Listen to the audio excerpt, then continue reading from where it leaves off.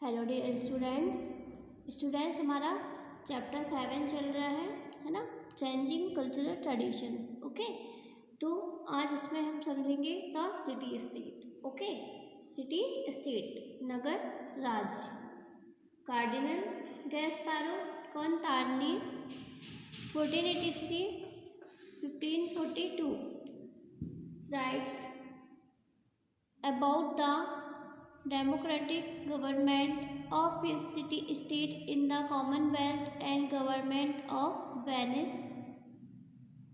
यहाँ पे जो कार्डिनल गैस्पारो कॉनतार्नी है ना, उन्होंने अपने ग्रंथ, कौन सा ग्रंथ है उनका? कॉमनवेल्थ, दी कॉमनवेल्थ। ओके, दी कॉमनवेल्थ, ये उनका ग्रंथ है।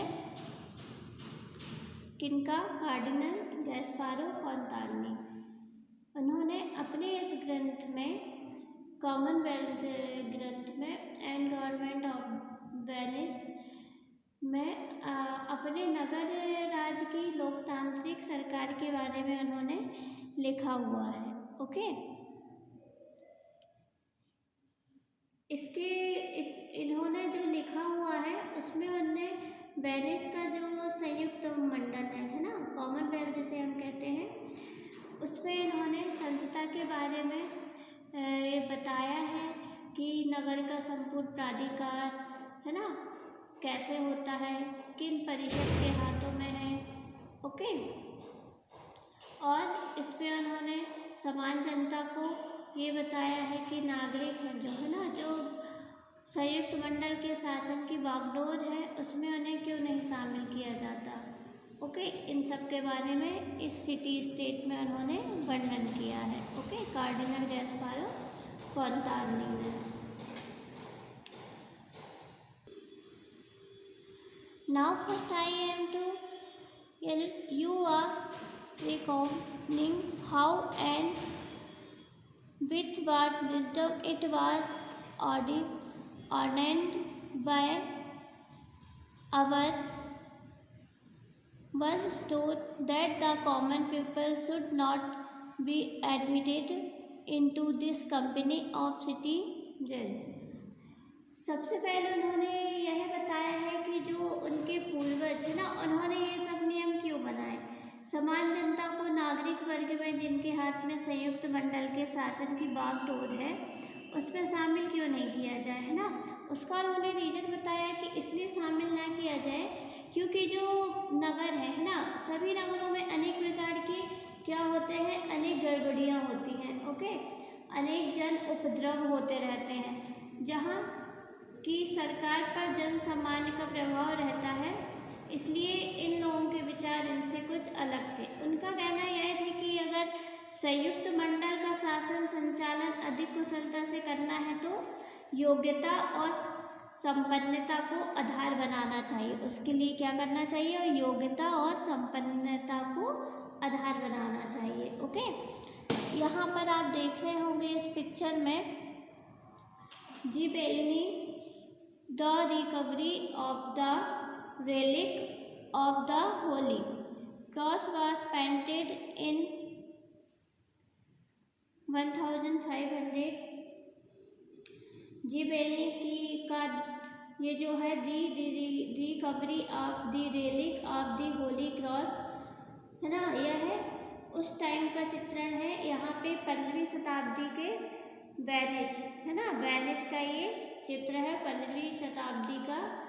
यहाँ पर 1370 में एक घटना की याद में इसका यहाँ पे क्या किया गया है, ये वर्णन किया गया है ना। पवित्र क्रॉस की स्मृति शेष की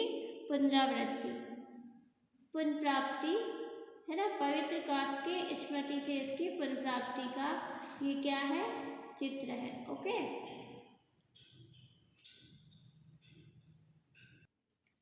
फिर इसके बाद नेक्स्ट पॉइंट है हमारा यूनिवर्सिटीज़ एंड ह्यूमनिज्म। ओके, यहाँ पर विश्वविद्यालय और मानवतावाद है ना। विश्वविद्यालय तो पता होगा, मानवतावाद क्या है?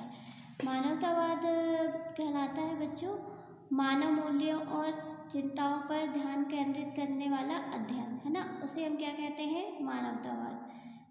दर्शन या अभ्यास का एक ये दृष्टिकोण है ना, इसे क्या कहा जाता है, मानवतावाद, humanism. Okay, the earliest universities in Europe had been set up in Italian towns,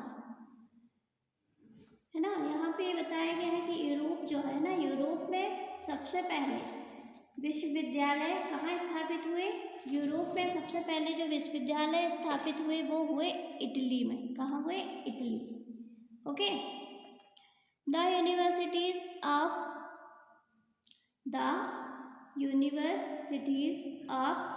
Padua and Bologna had been centers of legal studies from the 11th century। यहाँ पर 11वीं शताब्दी से पादुआ और बोलोनिया विश्वविद्यालय विधि शास्त्र के अध्ययन केंद्र रहे। कौन कौन से, पादुआ एंड बोलोनिया, है ना। 11वीं शताब्दी से ये जो विश्वविद्यालय पादुआ और बोलोनिया है ना, ये विधि शास्त्र के क्या रहे, ये अध्ययन के केंद्र रहे। Okay, commerce being the chief activity in the city, जो कॉमर्स था, ओके, इसका कारण यह था कि इन नगरों के क्रियाकलाप व्यापार और वाणिज्य संबंधित थे, इसलिए यहाँ के जो वकील थे वो नोटरी की बहुत अधिक आवश्यकता होती थी, क्योंकि वे नियमों को लिखते, उनकी व्याख्या करते और समझौते तैयार करते थे। ओके, तो यहाँ पे इस शिक्षा में, यहाँ की शिक्षा में कार्यक्रम में अंतर्निहित था कि हम सब केवल धार्मिक शिक्षा से नहीं सीखते। ओके, इसी नई संस्कृति को 19वीं शताब्दी के इतिहासकारों ने मानवतावाद नाम दिया। क्या नाम दिया, ह्यूमनिज्म। ओके, मानवतावाद। और क्या कहते हैं, 15वीं शताब्दी के शुरू के दशकों में मानवतावादी शब्द उन अध्यापकों के लिए प्रयुक्त होता था जो व्याकरण, है ना, grammar, poetry, history and moral philosophy, अलंकार शास्त्र, कविता, इतिहास और नीति दर्शन विषय पढ़ाते थे। ओके, तो ये पढ़ा हमने यूनिवर्सिटी एंड ह्यूमनिज्म।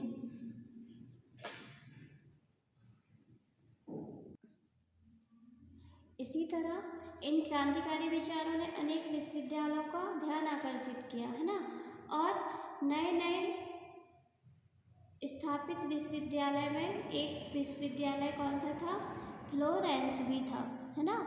क्या था, फ्लोरेंस। एक विश्वविद्यालय कौन सा था, फ्लोरेंस भी था, है ना, जो पेट्रार्क का स्थायी नगर निवास था। काय का, पेट्रार्क का स्थायी नगर निवास था। ओके, फ्लोरेंस पेट्रार्क का एक स्थायी नगर निवास था। यहाँ पर आप लोग देख रहे होंगे स्केच बना हुआ है ना, फ्लोरेंस। यहाँ पर ये क्या है, फ्लोरेंस, है ना। फिर इसके बाद आता है हमारा नेक्स्ट पॉइंट है the humanist view of history,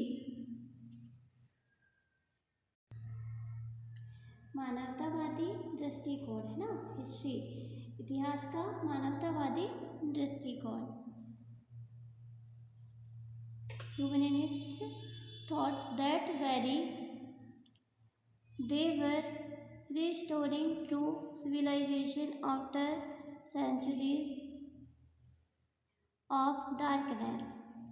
यहाँ पर ये बताया गया है कि जो मानवतावादी थे वे समझते थे कि अंधकार की कई शताब्दियों बाद सभ्यता के सही रूप को पुनः स्थापित कर रहे हैं।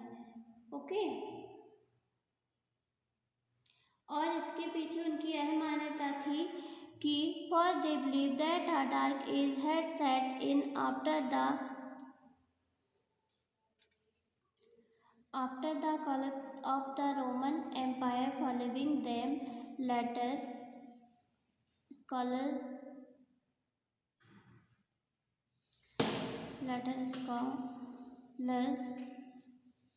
unquestionably assumed that a new age had begun in Europe from the 14th century.